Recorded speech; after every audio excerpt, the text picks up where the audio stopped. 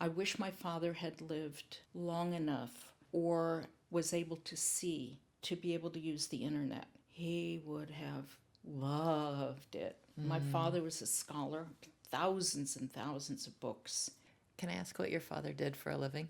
Oh my goodness. My parents fled Latvia during World War II as the Soviets reinvaded. He was a doctoral candidate in history and archaeology, but they were so young and bringing a very young family to America. He did not pursue the degree when they got here. I think he was 30. And instead, he felt he needed to provide for his family. So we were sponsored by a church group in Omaha, Nebraska. That's where we wound up. And he went to work in the Cudahy meatpacking plant. And then later he started doing reprographic work, which is the precursor to blueprints and all of those things. And he was doing work for the lunar module, making big maps and so on. But he never fulfilled his heart. I still have on my board when you taught me the word for shake out your heart.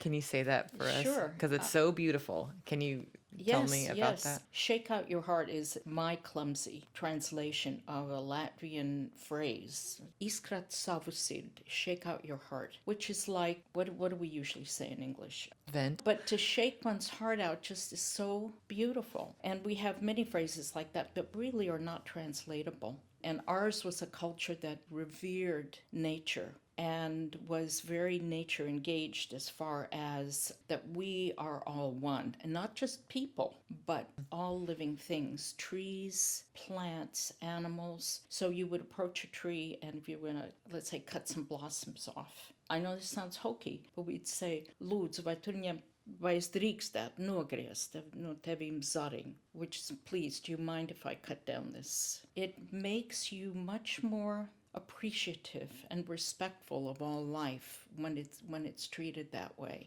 you know? Well, and the pause that it would require, that you're not going to do something without thinking about it. You're thinking of how it's going to affect that other being. I don't know, I love the thoughtfulness. There are many cultures. I think there are cultures in Africa and also, in Native Americans that when they hunt an animal for food, they thank it for its gift. Maybe the animal didn't really want to provide the gift, but nevertheless, there was a respect for the other being. I think the work we do at hospice is part of deepening that, because to have the privilege to bear witness, to be allowed into someone's world at this most critical moment, all pretense falls aside. I mean, at this point, there can be nothing like that.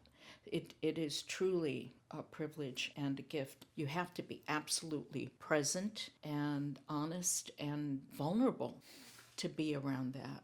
I've been doing interviews for new volunteers, and someone asked recently, so how do I make sure that I don't get too emotionally involved with the people I'm serving? How can I protect myself, essentially protect myself from the pain? And it was interesting to have to look them in the eye and say, you know what? This work, you're signing up to get your heart broken. And it's worth it. And there's so much beauty in it, but it's signing up to be broken open, to shake your heart out every day. That's what it's about. That's what's worth it in this life if we can't be open and real with each other, Vulnerable. Well, now it's become a cliche, but it's a beautiful one. Leonard Cohen's line about it's broken, that's how the light gets in. One of the gifts of this work in end of life is we don't have the luxury of thinking that all of this will continue forever. We are always faced with the reality that this is temporary and this is fleeting and this is beautiful and wonderful, and soak it up.